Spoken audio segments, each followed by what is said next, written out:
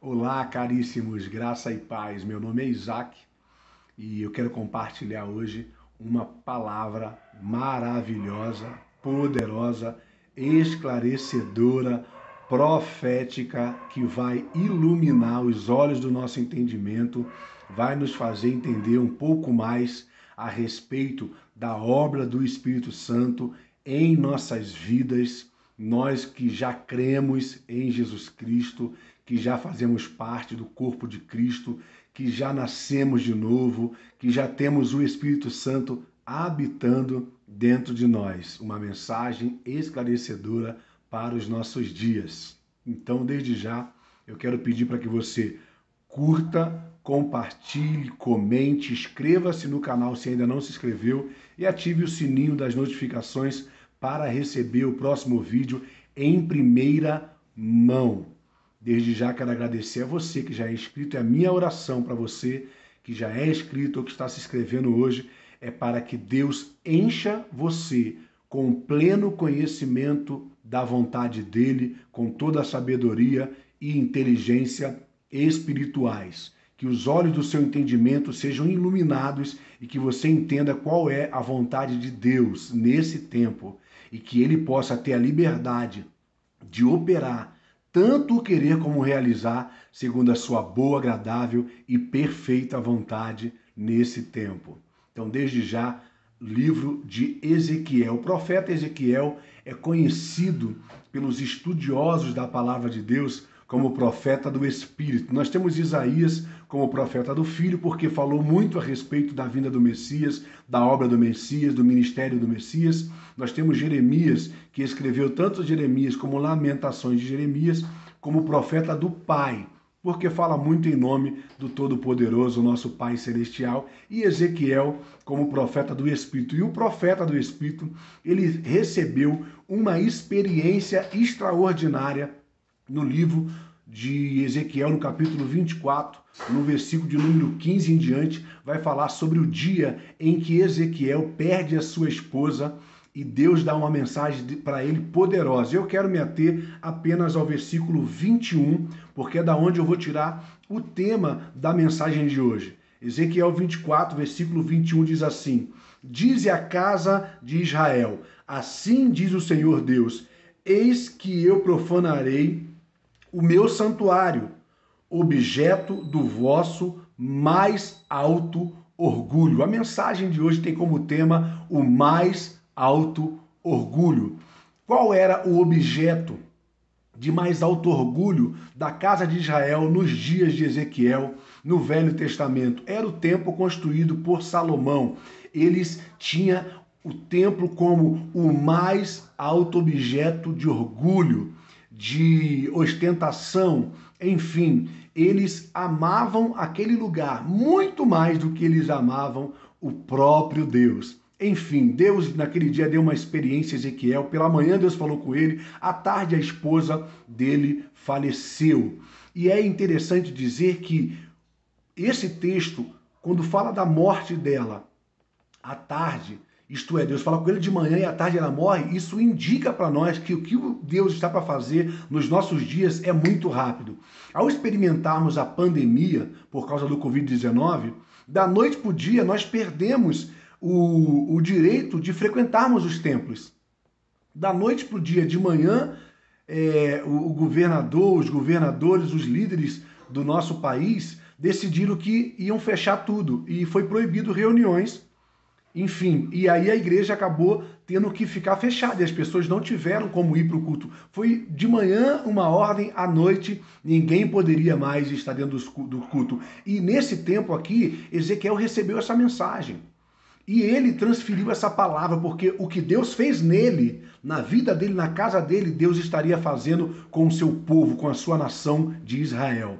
E eu quero que você entenda isso. Deus está tirando o mais alto orgulho dos nossos corações.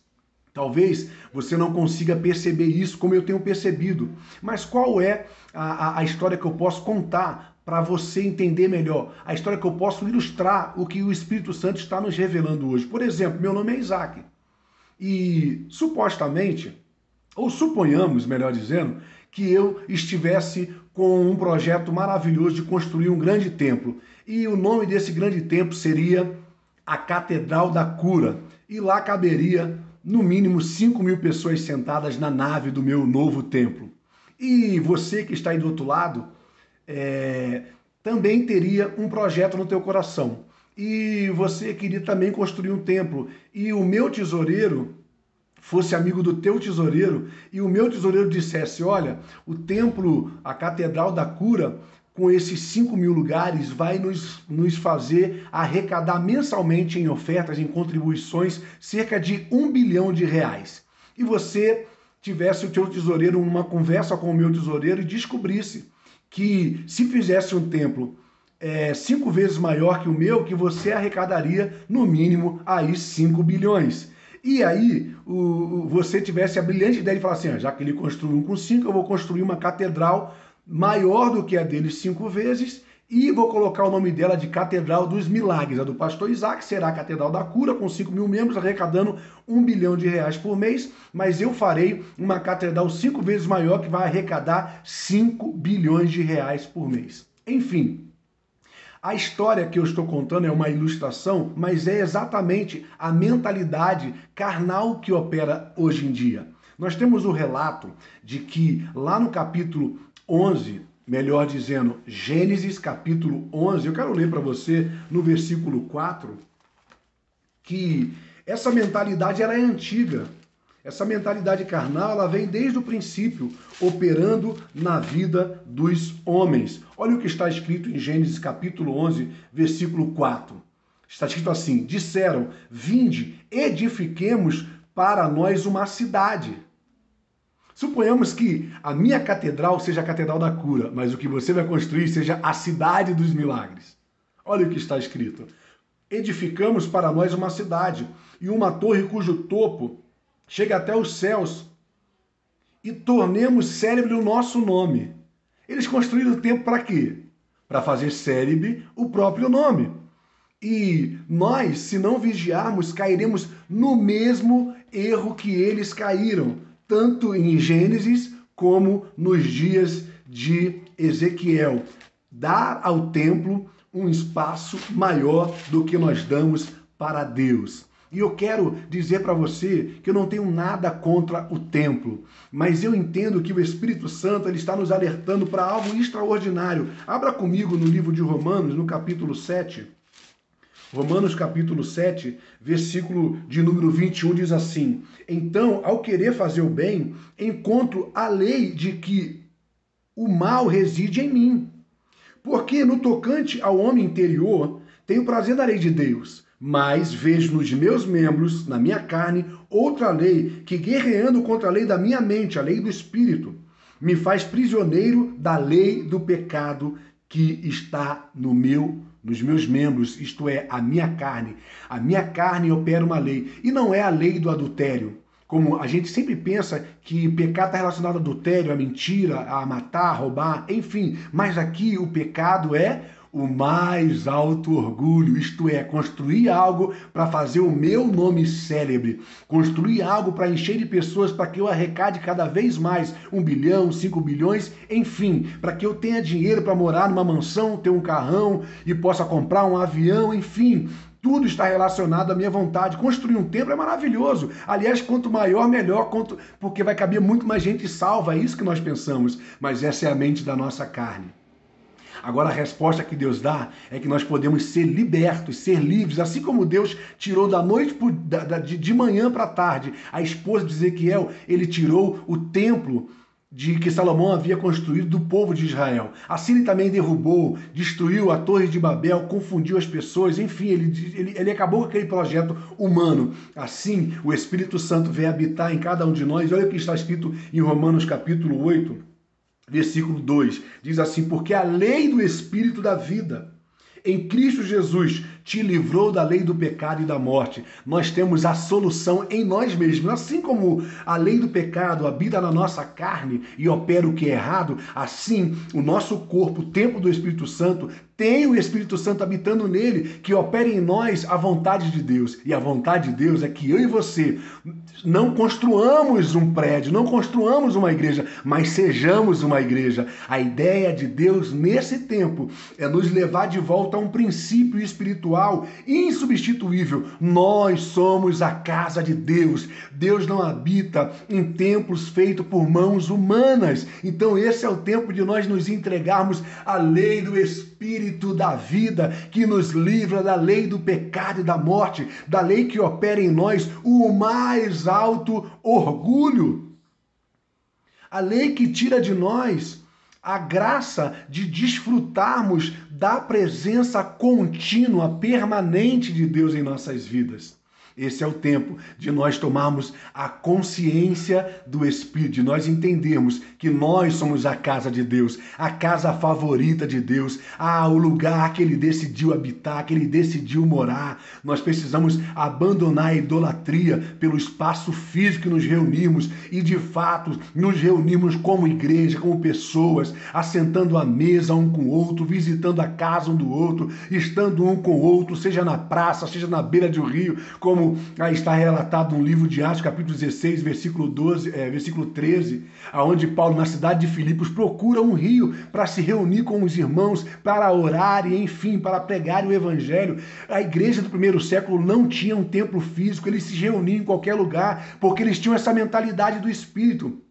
Eles entendiam e se inclinavam à lei do Espírito de vida e venciam a lei do pecado e da morte. Se inclinando, você tem autoridade, você tem a vida de Jesus Cristo em você para decidir se inclinar para a lei do pecado que opera na nossa carne ou se inclinar para a lei do Espírito de vida que opera no nosso corpo, que habita no nosso corpo, que opera a nossa mente, as nossas emoções, as nossas vontades, o nosso espírito. Enfim, nós temos o direito de escolher se vamos obedecer à lei do pecado que opera na nossa carne, que nos leva ao mais alto orgulho, que nos leva à ostentação, que nos leva à pretensão, à ambição, ou vamos se render à lei do Espírito da vida que nos liberta, que nos livrou, diz a Bíblia, nos livrou, não vai nos livrar, mas nos livrou da lei do pecado e da morte. Entenda o que eu estou dizendo, o Espírito Santo ele habita em você. E você não precisa de um espaço físico para que isso aconteça. Você é a casa de Deus na terra. Você é a embaixada celestial porque você é um embaixador de Cristo. Você é um quartel-general celestial porque você é um soldado de Cristo, um general nas regiões celestiais. Então não abra mão de ser quem você é, porque assim como aconteceu nos dias de Nimrod, no capítulo 11 de Gênesis, e aconteceu também nos dias de Ezequiel, nos dias da nação de Israel, assim está acontecendo agora. O Espírito Santo, ele está nos desconectando dessa visão denominacional, dessa igreja institucional e nos fazendo, de fato, aceitarmos quem nós somos. Nós somos a igreja do Deus vivo, a coluna e o fundamento da verdade. Nós somos a noiva do Cordeiro, a Jerusalém celestial.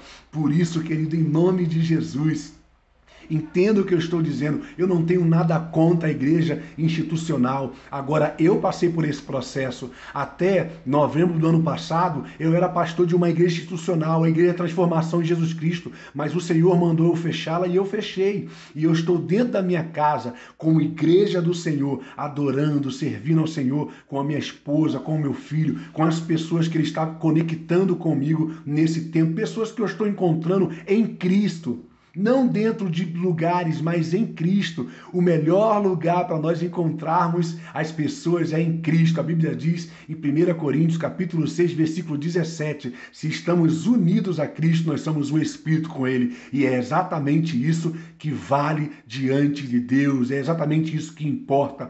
Cristo em vós, a esperança da glória. 2 Coríntios 5,17 diz que nós estamos em Cristo e por estarmos em Cristo somos novas criaturas. As coisas velhas se passaram e tudo se fez novo. Agora, Colossenses 1, versículo 27 diz: Cristo em vós, a esperança da glória. Nós estamos nele, ele está em nós e é exatamente essa vida que precisa transbordar, reverberar, alcançar os nossos irmãos, alcançar os perdidos, alcançar as pessoas.